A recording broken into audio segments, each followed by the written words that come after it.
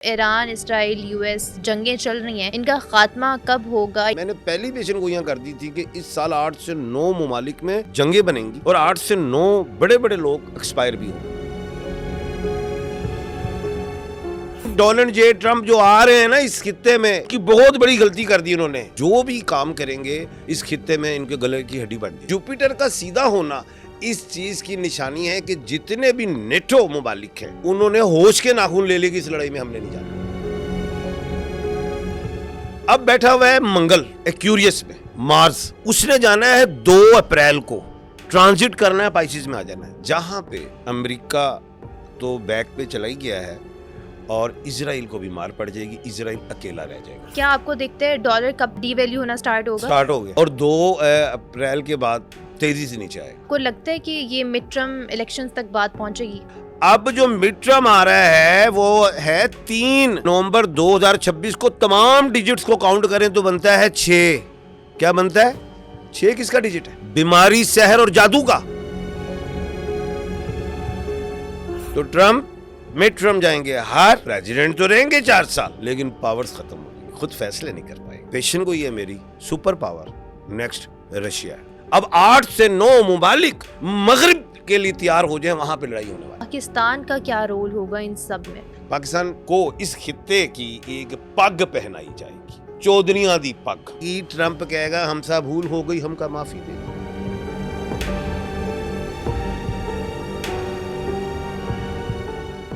अस्सलाम वालेकुम। आज हमारे साथ एम ए शहजाद मौजूद हैं, जिनसे हम जानेंगे कि क्या सितारों की चाल से जंगों का पता लगाया जा सकता है, और हम जानेंगे कि ईरान इसराइल की वॉर कब तक खत्म होगी। इसके अलावा हम ये भी जानेंगे कि क्या नेतन्याहू अपने अंजाम तक पहुंच चुका है। ये सब जानने के लिए आज का एपिसोड एंड तक जरूर देखिएगा। अस्सलाम वालेकुम सर, कैसे हैं आप? वालेकुम अस्सलाम, बिस्मिल्लाहिर रहमानिर रहीम। इन्नल्लाह यअमुरु बिल अदली वल एहसान। बेशक अल्लाह हुक्म देता है इंसाफ करने का और एहसान करने का। अल्लाह पाक का बड़ा करम, शुक्र है। बेशक, माशाल्लाह। सर, आपने लास्ट ईयर काफ़ी ज़्यादा पेशन गोइयाँ की थी, जिसमें आपने जंग से रिलेटेड भी काफ़ी ज़्यादा जो प्रेडिक्शंस हैं वो की थी, जैसे कि इंडिया और पाकिस्तान की जंग हो गई। फिर आपने ये तक बताया था कि जो पाकिस्तान की फ़तह है वो हफ्ते के दिन होगी। फिर आपने ये भी बताया कि जो पाकिस्तान है वो इंडिया के राफेल भी गिराएगा, और जो ये सब जो प्रेडिक्शंस हैं ये आपकी सच भी साबित हुई। अब मुझे ये बताएं कि जो ईरान, इसराइल, यूएस ये सब जंगें चल रही हैं, इनका खात्मा कब होगा या आपको आगे क्या दिखता है? लेकिन उससे पहले मुझे ये बताएं, जो आपका ये बैच जो लगा हुआ है इसका क्या मतलब है? बिस्मिल्लाह। देखिए, ये पाकिस्तान के परचम के बाद जो मैं जो इज्जत करता हूँ अपने इस बैच की करता हूँ, ठीक है। ये JF-17 थंडर है, ओके। जिसने राफेल ठंडे कर दिए थे। जिसने इंडिया के राफेल गिराए जी थे। हाँ, और मैंने पेशन गोई की थी कि 7-8 इंडिया के त्यारे गिरेंगे, जिसमें राफेल भी गिरेंगे। ठीक है। तो फिर एक बेस कमांडर साहब थे, उन्होंने ये मुझे गिफ्ट दिया। Very nice. और अब मैं ये बड़ी शान से लगाता हूँ और मैं ये कहता हूँ जिस मुल्क भी जाऊँ, मैं कहा साड़ा जहाज है, खरीद लो, ठीक है। चंगे रह जाओगे। ठीक ठीक। अच्छा सर, मुझे बताइएगा कि ये जो मैंने अभी आपसे कहा है कि ईरान, इसराइल और यूएस की जो जंग चल रही है आपस में, बेसिकली जो ईरान और वो तो एक साइड पे हो गया है, इसराइल और यूएस एक साइड पे है। आपको इनका क्या फ्यूचर दिखता है? बिस्मिल्लाह। देखिए, बात ये है कि 2025 जो है ना, जो गुजरा है, उसमें उस तमाम डिजिट्स को काउंट करो ना तो वो बनता है 9 नंबर मरीख का। जी। 9 नंबर से ही लड़ाई शुरू हुई है। ठीक। अलिफ से इंडिया, और उसने पाकिस्तान पे हमला किया, और पाकिस्तान ने, आपको पता है फिर इसका क्या असर किया था। और अलिफ से इसराइल, और उसने ईरान पे हमला कर दिया था। और मैंने ये भी पेशन गोई की थी कि अली खामनाई के हाथ में फतह की लाइन है। जी। 2025 में मैंने कहा था, और ये भी साथ कह दिया था कि जो है इसराइल के आयरन डोम भी तबाह, लेकिन अली खामनाई जो है 2026 में मार्च से पहले अल्लाह को प्यारे हो सकते हैं। ये ऐसा पेशन गोई की थी मैंने। अब बात कहने की ये है कि 2025 का जो डिजिट था ना, वो था मरीख का। मरीख 2026 में बादशाह स्यारा हुआ था। ठीक। और उसने लड़ाई दी। 2000 जो 26 है, इन तमाम डिजिट्स को काउंट करो तो बनते हैं 10। जी। जीरो को निकाल दो 1, ये था सूरज का साल। सूरज इस साल का लॉर्ड था। मैंने पहली पेशन गोइयां कर दी थी कि इस साल 8 से 9 ममालिक में जंगें बनेंगी और 8 से 9 बड़े बड़े लोग एक्सपायर भी होंगे जी। अब ये बातें जो मैं कर गया हूँ हूबहू तो वैसी हुई। अब हुआ क्या है, सूरज जो था, अब पहले तो ये याद रखें कि 28 फरवरी को अमेरिका इजराइल ने हमला कर दिया ईरान पे। 28 का मतलब क्या है, 2 और 8 10, सिफर निकाल दो 1, फिर सूरज का डिजिट। हाँ जी। और ये साल 2026 का वो भी 10 बना, सूरज का डिजिट। ये सूरज और मंगल ये दोनों बैठे कहाँ, एक्यूरियस में, बुर्ज दल्लू जिसे कुंभ राशि कहते हैं। ठीक। जब ये वहां पे बैठे तो उन्होंने तो तबाही ले आए। अब ये कैसे तबाही, अब पहले एक बात मैं थोड़ा सा और उसकी वजाहत करूं। ईरान जो है वो 4 मरीख का मालिक है, एक बात ज़हन में रखना। अच्छा। अलिफ से, एरिस से, अमेरिका अलिफ से, एरिस से, इजराइल अलिफ से, एरिस से। अब जरा पिछले साल चलते हैं। मंगल पिछले साल बादशाह था। एरिस के जितने भी नेम के अल्फाबेट थे उस पे मैं कह बैठा था कि इनमें कोई पंगा आ जाएगा। अलिफ आइन लाम ये, अलिफ आइन लाम ये अल्फाबेटिकली बात की जाए, AEIOU L और Y। अब आप गौर करें इस खित्ते में अलिफ से ईरान, अफगानिस्तान भी ले लें, इंडिया भी ले लें, यूक्रेन ले लें, UAE ले लें, ओमान ले लें, इस सारे आ गए। अब ये भी कतर और ये बहरेन, कुवैत कैसे आ गए शामिल। अब जो क्या कहते हैं जेमिनाई है, बुर्ज जोजा, मथन राशि में जुपिटर रेट्रोग्रेड था, इसलिए उनको भी मार पड़ी बीच में। ओके, ठीक ठीक ठीक। अच्छा, अब हम आगे चलते हैं थोड़ा सा और। अब ये अलिफ आइन लाम ये वाले तो हो गए इसमें शामिल। 14 मार्च को सूरज जो है वो निकल के चला गया है, एक्यूरियस से निकल के चला गया पाइसिस में। अब यहाँ पे थोड़ा सा पीछे लेके आता हूँ। डोनाल्ड जे ट्रम्प जो है ना, डोनाल्ड नेम के एतबार से वो पाइसिस के मालिक, और पाइसिस का प्लेनेट क्या है, जुपिटर। मुश्तरी रेट्रोग्रेड थी 28 फरवरी को, उल्टी हुई थी। मैं कहा डोनाल्ड जे ट्रम्प जो आ रहे हैं ना इस खित्ते में, इनकी बहुत बड़ी गलती कर दी इन्होंने, बेवकूफ़ी कर गए हैं। बल्कि वो जो हिलरी क्लिंटन तो कहती थी कि इनको ना लाओ ट्रम्प को, ये बेवकूफ़ हैं, ये जंगें करवा देंगे। अच्छा, मैंने कहा ये जो रेट्रोग्रेड हुआ ना सियारा, तो ये जो भी काम करेंगे इस खित्ते में इनके गले की हड्डी बन जाएगी, ट्रम्प पे भारी पड़ेगा। अब मुश्तरी सियारा जब रेट्रोग्रेड था, फ्रांस को कह दिया कहीं अमेरिका ने कि आप इसमें शामिल हो, फ्रांस हाँ कर गया। मैं कहा 11 जब गुजरेगी ना मार्च, तो मैं देखता हूँ फ्रांस भी बैकफुट पे जाएगा। उसने कहा हम नहीं इस जंग में, नंबर 1। जर्मनी वगैरह सब ने कहा जी हम नहीं, क्योंकि जर्मनी, जनूबी कोरिया, जापान, ये सारे कैप्रिकॉर्न के हैं अकॉर्डिंग टू नेम। उस कैप्रिकॉर्न के हाउस में कोई प्लेनेट ही नहीं है। ठीक। ये 2 बातें होगी, इसलिए बैक पे गए। और जुपिटर का सीधा होना इस चीज की निशानी है कि जितने भी नेटो ममालिक हैं, जो 32 ममालिक हैं, उन्होंने होश के नाखून ले लिए कि इस लड़ाई में हमने नहीं जाना। इसे नंबर 1। अकेले रह गए ट्रंप। अब इजराइल तो 30 साल से पीछे पड़ा रहा है अमेरिका के कि जनाब ईरान से लड़ाई करते हैं इसको, लेकिन पिछले टिडोर पे देखें ट्रंप इस बात पे नहीं आए। इस दफा वो ट्रैप हो गए, बुरे तरीके से ट्रैप हुए। उनको जरा गलतफहमी हो गई। 3 जनवरी को सुपर मून लगा था। मैंने ही पेशन गोई की थी कि 3 जनवरी को कोई W और B, Z और N वाले ममालिक और लोग बचे। वेनेजुएला पे हमला कर दिया। ठीक, अभी आपने जो ट्रैप वाली बात की मैं बता रहा हूं अभी, वेनेजुएला पे हमला कर दिया और निकोलस को ले गए, सदर जो था।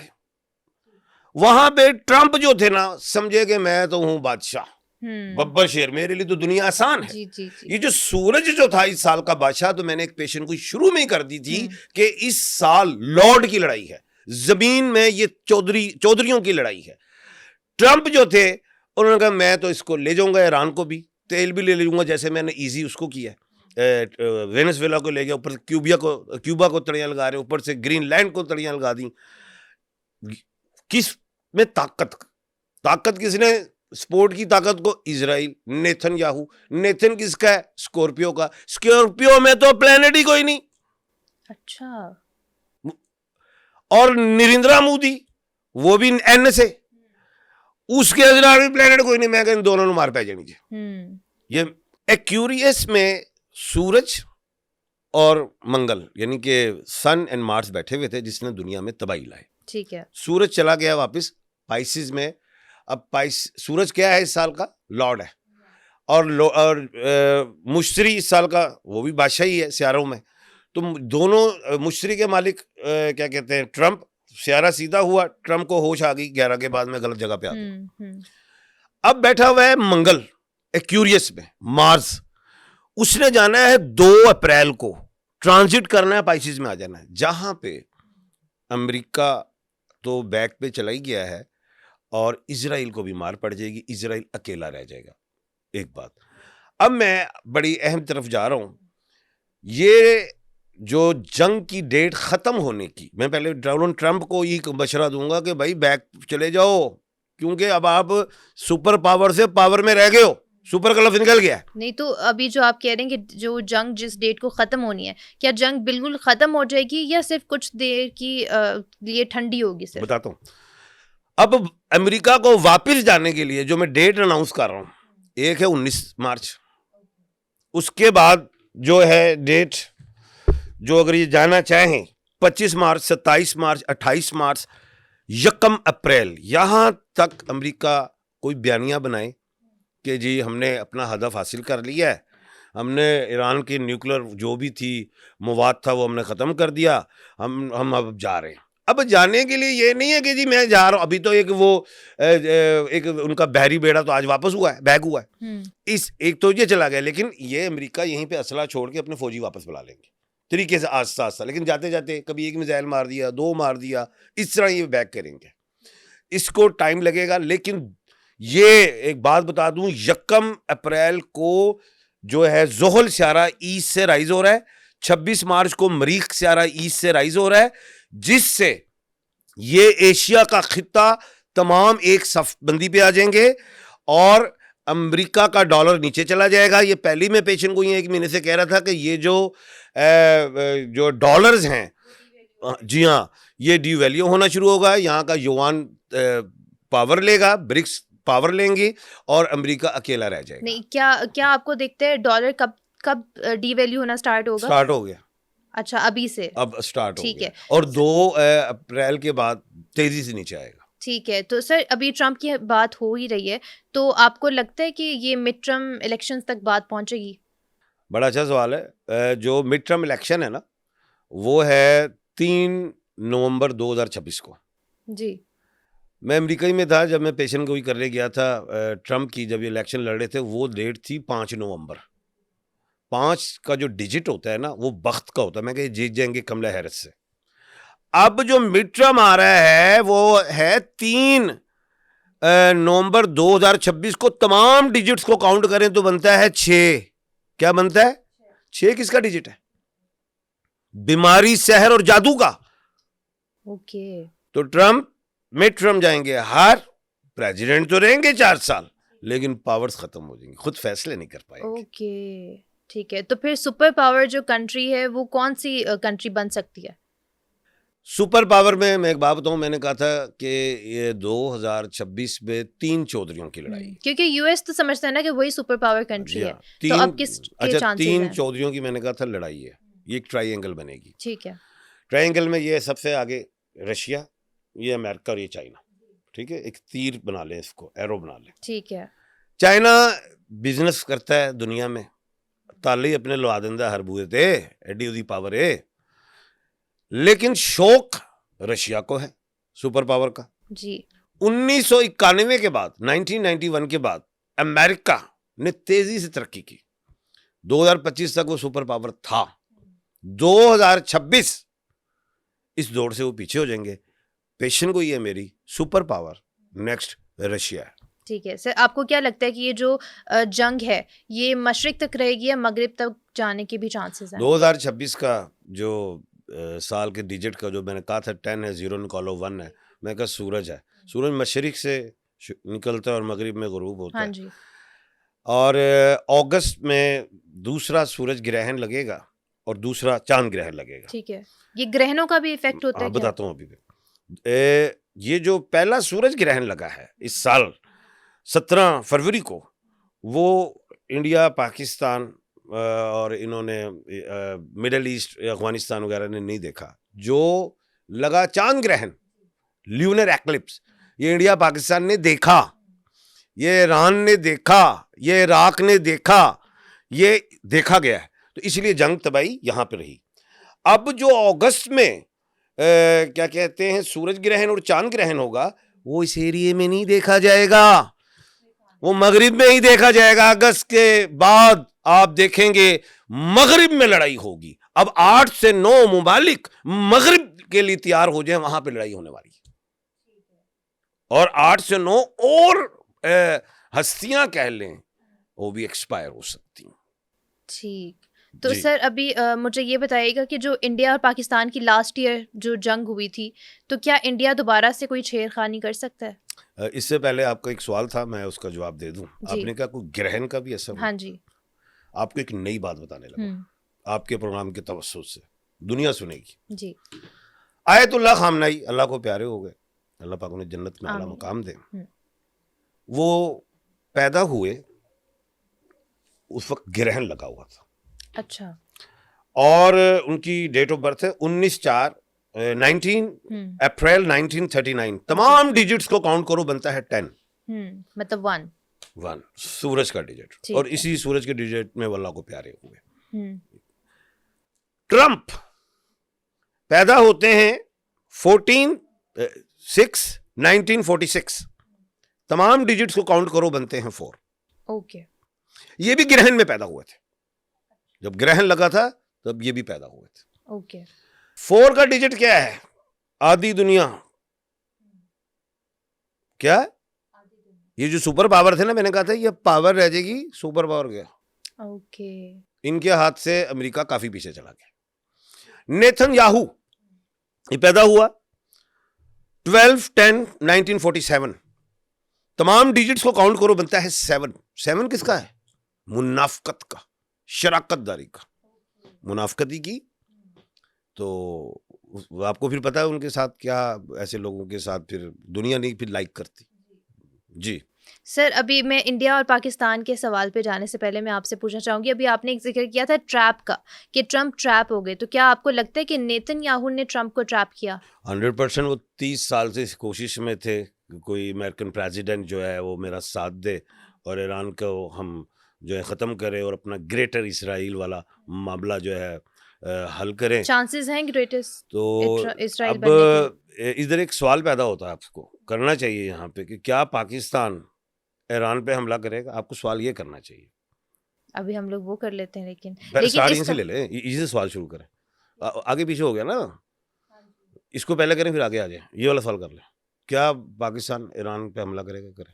तो क्या पाकिस्तान ईरान पे भी हमला कर सकता है? ये बड़ा अच्छा सवाल है। देखिए, मैंने बेशुमार चैनल्स पे कहा है कि पाकिस्तान ईरान पे हमला नहीं करेगा। इजराइल तो चाहेगा, और भी जो उसके माइंड के लोग हैं वो चाहेंगे कि पाकिस्तान ईरान पे हमला करे, वो नहीं होगा। ईरान पे हमला करने का मतलब है इस्राइल को दावत देना कि उसके बाद हमारी लड़ाई शुरू हो जाए। एक बात ये ज़हन में रखना। तो ग्रेटर इस्राइल का ख्वाब अब चकनाचूर हो गया है। क्या? चकनाचूर हो गया है। चकनाचूर हो गया। अब वो दिल्ली दूरस्त हो गई। All right. अब जो इतना सा नक्शे में है ना, जो इजराइल, समझे वो भी खत्म हो गया इस जंग पे, क्योंकि अमेरिका बैकफुट पे चला गया, वो बयानिया बना के निकल जाएगा। इजराइल रह गया है 2 अप्रैल को मरीख से ट्रांजिट होना है। ठीक है। लेकिन सोनिया, मैं जो समझ रहे हैं सितारों के हवाले से, ईरान नहीं छोड़ेगा। ईरान जो है वो 2 अप्रैल तक इसराइल को मारता रहेगा। ठीक है। और वो ये सोच रहे थे इसराइल के हम ईरान के मिसाइल्स ख़त्म कर दें। मेरे ख्याल से जो मुझे समझ में आ रही है कि ईरान एक जदीद से जदीद मिसाइल निकालेगा। और जो मैं एक पेशेंट गोई कर बैठा था थोड़े दिन पहले कि मुझे शक है कि कहीं ये इजराइल और अमेरिका एटम बम ना चला दे ईरान पे? ईरान पे। अब बात ये है, एटम बम तो उन्होंने नहीं चलाया, क्लस्टर बम चला दिया, फास्फोर वाला। हम्म। लेकिन अगर ऐसे चले गए ये इस तरह ट्रम्प चले गए इस मामले में, जो अब मैं समझता हूँ कि 11 मार्च को जो मुशरी सारा सीधा हो गया, तो अब मैं समझता हूँ कि शायद वो ना चलाएं, क्योंकि उनका बाहर वापस तरीके से बैग जाना अच्छा है, क्योंकि नीटो भी उनके साथ नहीं रहा, G7 भी नहीं रहा, और डॉलर भी जो है वो भी पेट्रो डॉलर जो है वो अब मैं समझता हूँ वो पेट्रो युआन हो जाएगा। ऑल राइट सर, अब हम लोग इंडिया और पाकिस्तान की तरफ भी आते हैं कि इंडिया जो है वो पाकिस्तान पे हमला कर सकता है इस दौरान। अच्छा सवाल है आपको। देखें, इंडिया है अलिफ से, जी। अफगानिस्तान है अलिफ से, और जब वो इंडिया हार गया हमसे तो उसने प्रॉक्सी तैयार करवाई हुई ईरान अफगानिस्तान की, वो प्रॉक्सी है ना अफगानिस्तान, उसकी उनकी हदायत के मुताबिक ये काम कर रहे हैं। तो मैं नहीं समझता कि इंडिया पाकिस्तान पे हमला करेगा, क्योंकि पाकिस्तान इस वक्त अफगानिस्तान को जो फितनातुल ख्वारिज हैं उनको सफ़े हस्ती से मिटा रहा था, जिससे पाकिस्तान मारदा एक तो शुरू करता गिनती 10 ते जाके भुल जाता, फिर दोबारा एक तो शुरू कर देता। तो वो उसको बता रहे होते हैं कि जी इसे कहते हैं वो जो आपका जो संदूर मिशन है ये हम मिटा रहे हैं यहाँ पे। तो वो इसलिए मुझे नहीं लगता कि वो इस पे हमला कर सके, क्योंकि ईरान ने भी बड़ा क्या कहते हैं ज़ाहिर है जिस जिस जगह पे ईरान के ख़िलाफ़ मिसाइल आए हैं तो ईरान ने उसको नहीं छोड़ा। तो पाकिस्तान भी इस्लामी जमहूरिया है, पाकिस्तान है, ईरान इस्लामी जमहूरिया है, ईरान है, तो जब उससे नहीं मिल सके, हम तो एटॉमिक पावर हैं और हम दुनिया की इस वक्त दुनिया की 6वें नंबर पे फ़ौज हैं। ओके। ये ज़हन में रखिएगा। तो उनकी अब ज़रूरत नहीं। सर लेकिन मुझे ये बताइएगा कि जो पाकिस्तान है वो अफगानिस्तान के खिलाफ इस तरह की कार्रवाइयाँ कब तक करता रहेगा? ये एक अच्छा सवाल है। देखें, अफगानिस्तान के ख़िलाफ़ तो नहीं कर रहा वो, फितनतुल ख़वारिज के ख़िलाफ़ कर रहा जो वहाँ। और दूसरा जो काबज़ हुकूमत है, देखें अब काबज़ हुकूमत जो है इस वक्त मौजूदा, कतर में एक मुआहदा हुआ था कि वो उन्होंने कहा जी आप अबूरी हुकूमत बना लें, ठीक है, और उसके बाद जो भी तरीक़ेकार होता है अफगानिस्तान का इलेक्शंस के हवाले से जो भी अडॉप्ट करें, लेकिन वो अबूरी हुकूमत काबज़ हो गई। अच्छा, फिर उसमें से फितनातुल ख्वारिज भी पैदा हुए जो इंडिया से पैसा भी लेते हैं और हमले करते हैं, दहशतगर्दी करते हैं। एक इंसान का कत्ल पूरी इंसानियत का कत्ल है। मैं ये समझता हूँ कि ये अफगानिस्तान भी अलिफ से ही है ना। जी जी। ईरान भी अलिफ से है और इजराइल भी अलिफ से है, अमेरिका भी अलिफ से है। जब एक अलिफ की लड़ाई खत्म होगी तो दूसरे अलिफ तो की दूसरा अलिफ भी खत्म हो जाएगा। अच्छा।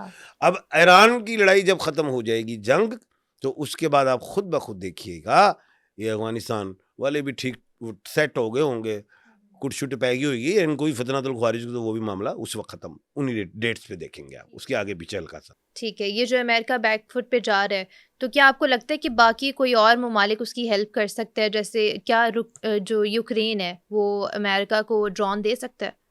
हाँ, 2 आपके अच्छे सवाल हैं, इसमें से एक और पैदा कर लिया मैंने सवाल। अमेरिका बड़ा परेशान है, ज़ाहिर है उसका एक-एक जो भी मिसाइल निकलता है ईरान का, तो इनको जो उसको रोकने के लिए यो अपने मिसाइल मानो बड़े महंगे हैं, उनका तो सस्ता है, वो परेशान हो गया, उसने तो अपनी माशियत तबाह कर ली है। आपको पता है दुनिया में सबसे ज़्यादा मकरूज़ कौन-सा कंट्री? कौन सी? अमेरिका। वो तो ओके। सुपर पावर है ना, साफ बात है ना, हाँ जी। लेकिन मकरूज़ सबसे वही है। अच्छा, बात ये है कि यूक्रेन किससे है? यू से। यूई किससे है? यूएई। अच्छा, यूक्रेन से अगर वो मांगता भी है ड्रोन, तो मैं समझता हूँ कि यूक्रेनी जो ज़ेलेंस्की है वो शायद ना दे, ठीक।